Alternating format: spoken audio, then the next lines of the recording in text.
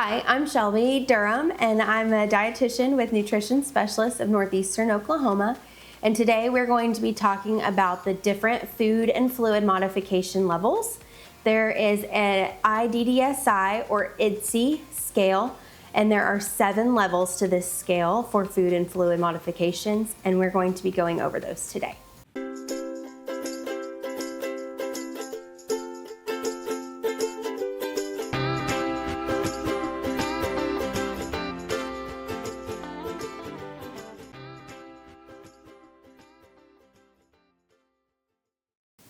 It's important that if an individual has been diagnosed with dysphagia, that all of the disciplines take a team approach and work together on helping this client manage the dysphagia. The SLP will determine if the client can eat. The dietitian will determine what the client can eat and how much fluid to consume, and OTs can help with how to eat. If someone is having difficulty with oral intake, either food or beverage, a modified barium swallow study needs to be completed by an SLP outpatient at a hospital to determine the highest level of efficiency and safety for oral intake. After the SLP determines the level at which the beverage needs to be thickened, we will thicken beverages with a gel-based thickener or a powder-based thickener. So here I have a few examples of the different levels of thickness. First, we have just regular thin water, plain water. This is your level 0. So as you can see, the quickness of the water, the flow of the water may be too quick for some people, especially if they have dysphagia. So they may need their liquids thickened. Our first level of thickness is a slightly thick. It's a newer level to the IDDSI scale. It is 1 pump of your thickener per 6 ounces of fluid. So next we have level 2, which is your mildly thick. This is your nectar consistency. This is 1 pump of your thickener per 4 ounces of fluid. And that is like you're pouring maple syrup. Then your third level is your moderately thick or honey consistency.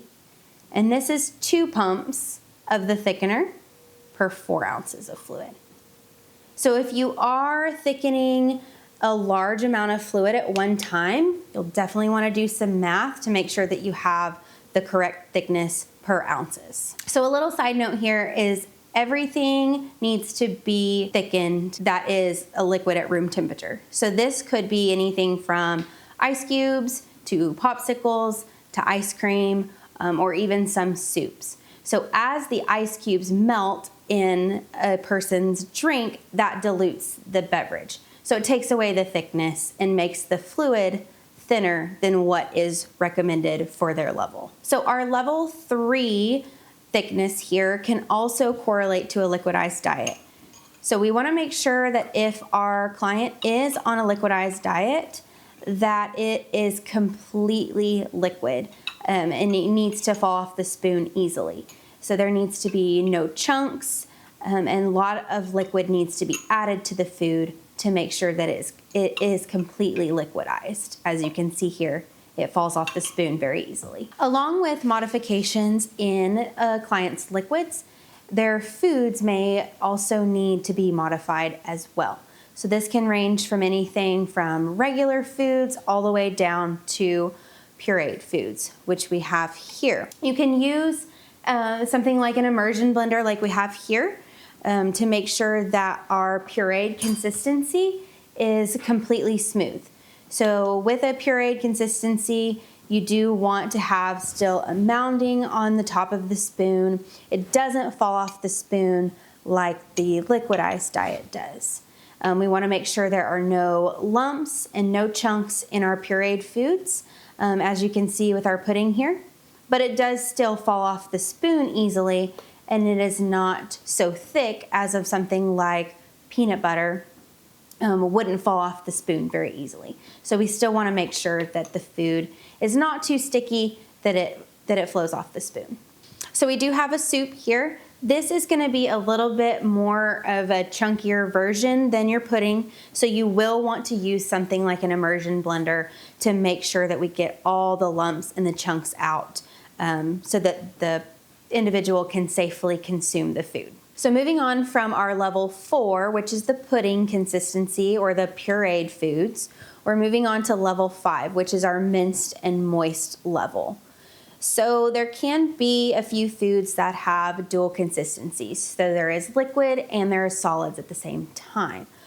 That is considered within the level of the minced and moist diet, but we may need to make some modifications to the food like we have on this chicken noodle soup here. So you'll have the solid foods from the noodles and the chicken and then the broth. We can always crunch up some crackers into the soup to help thicken it a little bit. So the crackers by themselves would not be recommended on the minced and moist diet. So we need to make sure that we crumble them up well enough and put them in the soup and make sure that we stir it up well, mix it together well, so that it does provide a little bit more thickness, but the crackers become moist enough that it's safe enough to consume. Soups can also be thickened with other things such as cornbread and mixed in together really well, because cornbread by itself can be very dry and that can cause some issues for some people. So for the solids on the minced and moist diet, we have some ground up chicken here. So we want to make sure that our foods on the minced and moist diet are small enough that they could fit through the prongs of a fork. So think about something like a grain of rice. That's what these need to be. We also need to add something like a cream of soup to these foods to make sure that it adds that moist texture to it as well. So now moving on to level 6, which is our soft and bite-sized foods. So these foods need to be small, easy to chew, bite-sized pieces. So the recommendation for these foods are 1/2 inch by 1/2 inch, no bigger. If you need to have a ruler in your kitchen, there are bench scrapers with rulers on them, or you could just use a regular ruler. But until you get familiar with the size that the food needs to be, that may be a useful tool to help you determine if your food is the right size. So here we have some meats that are cut up in that bite-sized portions. So you can see there, they are the 1/2 inch by 1/2 inch. And then other foods, especially vegetables, will need to be cooked soft and need to be modified appropriately as well. So here we have some carrots. These are just your raw carrots. These would be too hard and they are in a round shape, so we wouldn't want to serve these on the soft and bite-sized diet. We would want to cook them, and then we want to take the roundness out of foods. So if we need to mash them to take the roundness out, that is absolutely okay to do to avoid those choking risks. So modifying foods that are hard on the soft and bite size is very important, especially because vegetables, we do want to include vegetables in our diet still, even on a modified diet, but a lot of your vegetables are hard. They need to be cooked soft. Other things to consider like crackers, pretzels, chips, those are hard foods, so they would not be considered something that we would recommend on a soft and bite-sized diet.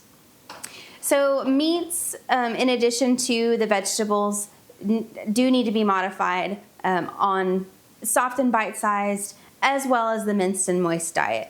So things like skins, casings, all of those need to be removed from these levels to make the meats safe to consume.